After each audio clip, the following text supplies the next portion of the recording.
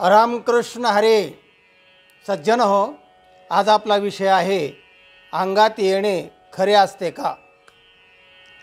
शास्त्र सांगतं, श्रद्धामयोऽयं पुरुषो यो यच्छ्रद्धस्स एव सहा. पुरुष हा श्रद्धावान आहे, श्रद्धामय आहे. मय हा पुरुष जो असतो ना, तन्मय म्हणजे एकरूप होणे, मृन्मय म्हणजे मातीमय घट असतो. असं मय हा प्रत्यय एकरूपता दाखवतो. तसं श्रद्धामय हा अयम पुरुष हा श्रद्धावान असतो. यहा यत श्रद्धा स एव सहा. ज्याची जशी श्रद्धा असते तसा तो होत असतो, असा न्याय आहे. यालाच कीटक भृंगी न्याय हा असं म्हणतात.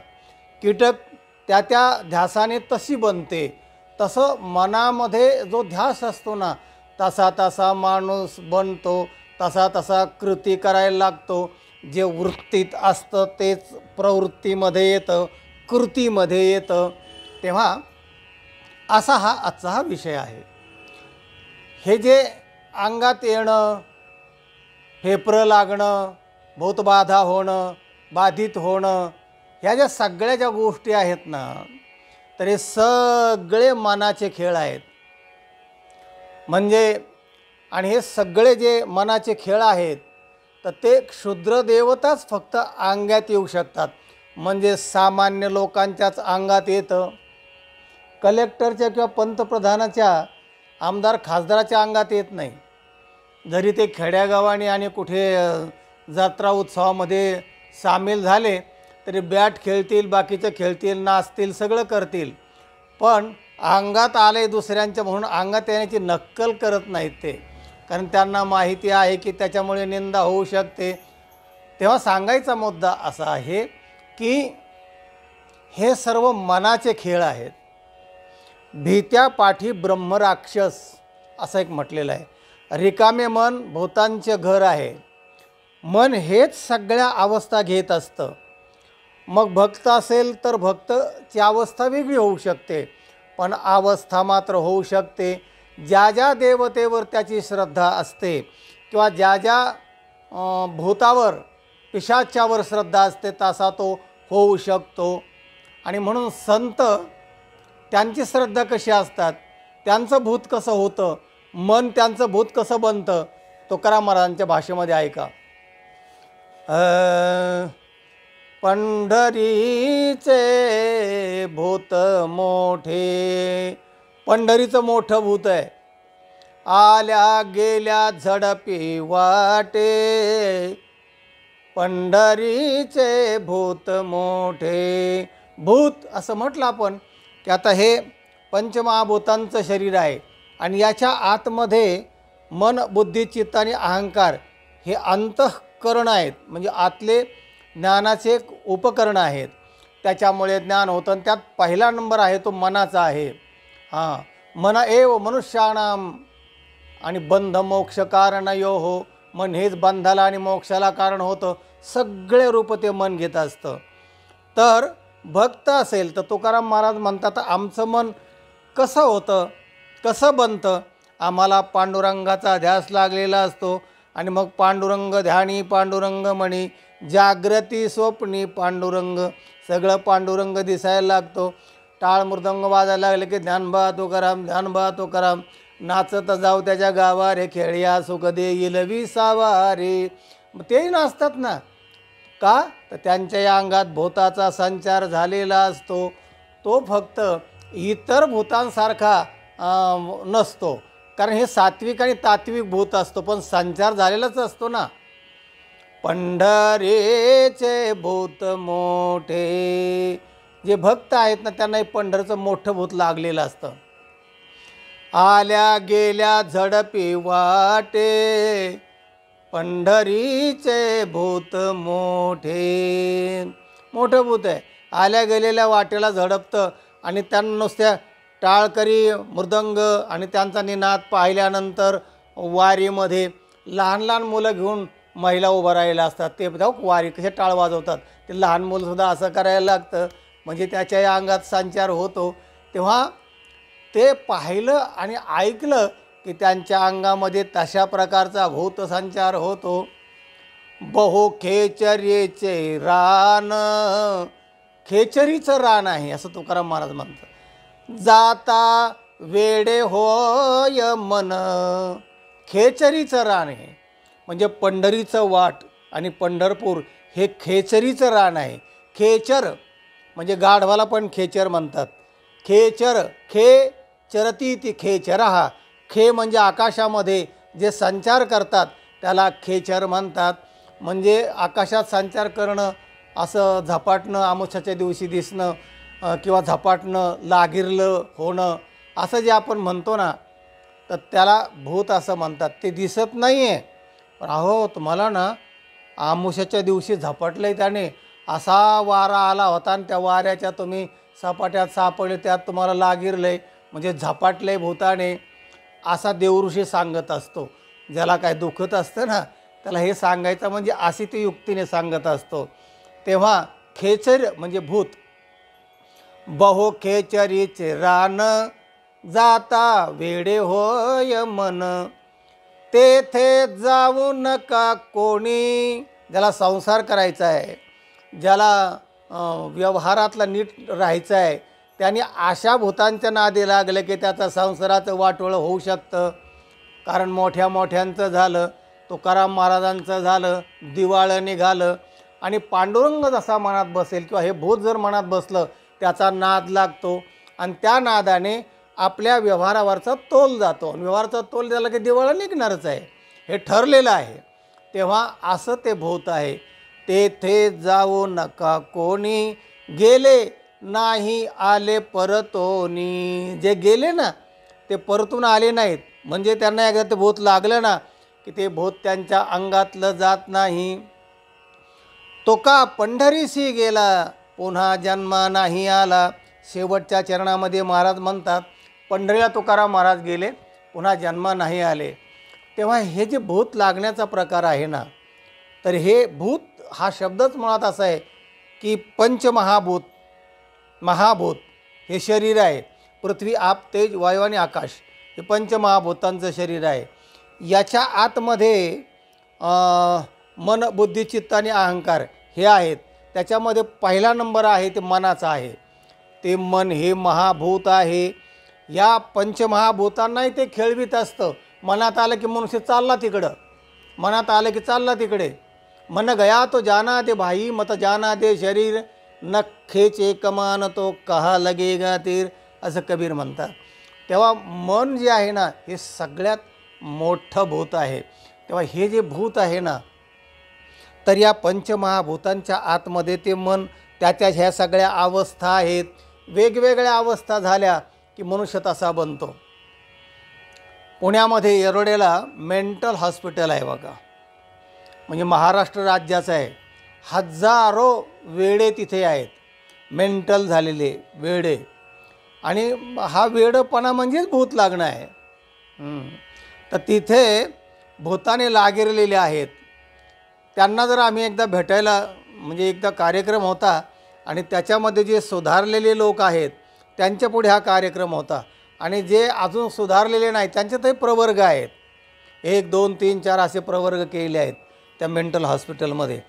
जेव्हा कार्यक्रम आमचा ठरला तेव्हा मी म्हणलं आता हे वेड्यापुढं कसं काय कार्यक्रम करायचा. तेव्हा ते दारूबंदी महर्षी पोपटलाल शाह त्या ट्रस्टवर होते. ते म्हटले अहो आपल्याला सुधारलेले वेडे जे आहेत ना त्यातले त्यात त्यांच्यापुढे कार्यक्रम करायचा आहे, ते ऐकू शकतात. म्हणलं हो मग बरं आहे, ठीक आहे. आणि जेव्हा आम्ही गेलो तेव्हा बऱ्याच वेड्याच्या प्रकाराला भेट दिल्या. तर भेट दिल्यानंतर असं जाणवलं, आपण जर तिथे गेलो आणि त्यांना मी निंबराज जाधव आज कीर्तन वगैरे भूत भूत, ते भूत भूतच करतात. कारण त्यांना समोरचा माणूससुद्धा भूत दिसतो. कोणाला लॉन्ड्री लागलेली आहे ना, लॉटरी, तर लॉटरी लागणाऱ्याला 3 लाख आपण बोललो तरी तो म्हणतो 3 लाख मिळाले, 3 लाख कुठं ठेवायचे, असं त्या लॉटरीचंच होतं. कोणाला स्त्रियेचं भूत लागलेलं असतं, कोणाला वेगवेगळ्या प्रकारचं वेडे झालेले जे असतात ना, तर त्या भूताने त्यांना झपटलेलं असतं. आणि म्हणून भूत जे आहे ना हे कोणालाही लागू शकतं, लागलेलं असतं. आणि त्या ह्याने माणसाला तो वेडा झालेला असतो. आता मग काही वेडे त्यांचं सिरियस जास्त वेड लागलेलं असलं की ते जास्त वेडेपणा करतील, पण सर्वसाधारण जे वेडे आहेत ते सगळ्यांना भूताने झपाटलेलं असतं. म्हणून या शरीरात भूत म्हणजे अंगात येणे, अंगात भूत येतं ना, संचार होतो ना, पिशाच्य अंगात शिरतं ना. आता बाहेरून अंगात येणं म्हणजे काय की तेथे जाऊ नका कोणी, असे एका चरणात म्हटलं आहे बघा. तेथे म्हणजे त्या बाजूला जाऊ नका, कारण ते रान जे आहे ना पंढरीच्या वाटेचं किंवा पंढरी, तिकडे जाऊ नका असं जर एखाद्या देवऋषाने सांगितलं किंवा जुन्या लोकांनी की त्या बाजूला जाऊ नको बरं का, तिकडं भूताचं हे आहे, त्या बाजूला भूतं असतात, त्या रानात गेला ना भूतं तिथं जास्त असतात. माणूस तिथे गेला की त्याला ते भूताचा संचार होणार आहे, इकडं भूतं असतात म्हणजे त्याच्या डोक्यातलं भूत जागं होतं आणि तशाप्रमाणे त्याला भास होतो आणि मग तो राम राम राम राम करीत आपला निष्ठून जातो. तेव्हा या बाबतीमध्ये त्या येरड्यामध्ये वेगवेगळ्या प्रकारचे मेंटल आहे जे आहेत ना, हे कोणाला भूताचा संचार झालेला आहे, कोणाला धनाचा झाला आहे, कोणाला स्त्रियांचा झाला आहे, कोणाला कशाचा झाला आहे, अशा प्रकारचे तिथे त्याला म्हणतात वेडं होणं म्हणजे त्या विषयाशी एकरूप होणं आणि त्याप्रमाणे ते मन मग काम करायला लागतं. असाच प्रकार भक्तिशास्त्राचा आत्ता सांगितला तसाच एक संमोहन करण्याचा प्रकार आहे. माझे मित्र बरेच संमोहन विद्यामध्ये पारंगत होते, आत्ताही आहेत. 500-500 400 लोक त्यांनी थिएटरमध्ये असे त्यांनी एकदा संमोहन त्यांना सांगितलं ना, सूचना दिल्या ना, ते तसे करायला लागतात. म्हणजे माणसाला संमोहित करता येतं. तो आता बोध झालेला आहे, तो आता नाचायला लागणार की ते नाचायला लागतात. म्हणजे तशा प्रकारची ते आज्ञा पाळतात. आता तो मागच्या जन्मात गेलेला आहेस, तुला आता वडील भेटणार की मग त्याचे वडील भेटल्यासारखे होता, आला भेटले हो, असं होतं ते. दुसरा एक प्रकार आहे शक्तिपात. म्हणजे जे काही धार्मिक लोक असतात ना, मी तुमचा मंत्र सांगू शक्तिपात करणार आणि तुमची कुंडलिनी जागी होणार, तुम्हाला असं पांढरं दिसायला लागणार, तुमचं असं ते सांगून मग तसंच दिसायला लागतं माणसाला. तसंच होतं, त्याला शक्तिपात योग म्हणतात. आणि योगाची प्रक्रिया तर आपल्या सगळ्यांना माहिती आहे, कुंडलिनी जागी करणं, अमुक करणं. जसं तुमचं मन बनवलं ना तसं मनुष्य बनतो. ध्यानही तसंच आहे. एखाद्या गोष्टीचं ध्यान लागलं की मनुष्य तसा बनत जातो आणि तशा प्रकारच्या कृत्या करतो. हे सगळे खेळ जे आहेत ना, हे सगळे मनाचे आहेत. आणि म्हणून शास्त्रकार सांगतात, मन करारे प्रसन्न सकळ सिद्धीचे कारण. सिद्ध्या विद्या सगळं काय भूतं सगळे काय वेगवेगळ्या अवस्था आहेत ना, त्या सगळ्या मनाच्या आहेत. म्हणून मन करारे प्रसन्न, मनावर प्रक्रिया करा, मन शुद्ध करा, मन निर्णयात्मक बनवा, मनाला ज्ञानी बनवा. संकल्प विकल्पात्मकम मनः अशी मनाची व्याख्या केलेली आहे.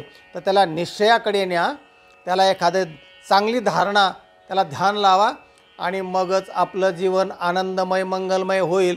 नाही तर आपल्या अंगातसुद्धा असे जे खालच्या दर्जाचे भूतं आहेत ते भूतं नाचायला लागणार. तेव्हा असं होऊ नये. तेव्हा अंगात येणे खरे असते का, हा आजचा जो आपला विषय असतो त्याचं उत्तर आहे होय, खरं असतं. ज्याच्या अंगात येतं ना त्यालाही ते खरं वाटतं आणि जे त्याला मानणारे असतात ना त्यांना पण खरं वाटतं. मग त्याला ते शकून विचारतात, काही प्रश्न विचारतात आणि मग ते सांगायला लागतात. ते दोघांनाही खरं वाटतं. दुसऱ्याला जरी खोटं वाटलं तरी ते सापेक्षत्वाने त्यांना मात्र खरं असतं. त्या नगरला एक मिराली पहाड आहे बघा, तिथे हजारो लोक असे भूताने झपाटलेले असतात, मोठ्याने किंचाळतात, ओरडतात. एकदा का अंगात आलं त्यांच्या, मिराली बाबा अंगात आला म्हणतात आणि मिराली बाबा मिराली बाबा असं करायला सुरुवात केलं की समोरचे लोक विचारतात, बाबा आमचं असं हे आहे. मग ते बाबा सांगतो, मग बाबा ते उत्तर देतो, म्हणजे अंगात आलेला बाबा. एकदा दोनदा मी त्या पहाडावर सुद्धा गेलो होतो. असे मोठ्याने किंचाळतात, झाडावर चढतात, उलटं टांगल्यासारखं करतात. काय हे सगळे भूतांचे म्हणजे हे सगळे मनाचे खेळ आहेत. मग खेळे परी डाईन सापडे. या खेळामध्ये खेळायचं असेल तर सात्विक आणि तात्विक खेळ म्हणजे मन करतं. आणि मनावर जर आपल्याला शुद्धीकरण करायचं असेल, मन जर निर्मळ करायचा, तुका म्हणे मन करा रे निर्मळ, येवोनी गोपाळ राहे तेथे. कारण आपल्या अंगात भूत काय येत नाही आमच्या, तर अंगात मुळात आत्मा आहे, पांडुरंग आहे. पांडुरंग ध्यानी मनी जर बसला की मग बाकीचे भूत निघून जातात. म्हणून अंगात येणं खरं असते का, त्याचं उत्तर आहे होय, सापेक्षत्वाने आणि त्या विषयाच्या त्या भावनेच्या विषयामध्ये त्या माणसाला आणि त्या समूहाला ते खरं असतं. दुसऱ्या समूहाला ते खोटं असू शकतं, कारण सापेक्षत्व आहे. पण त्या विषयातल्या लोकांना ते खरंच असतं, हे लक्षात ठेवा.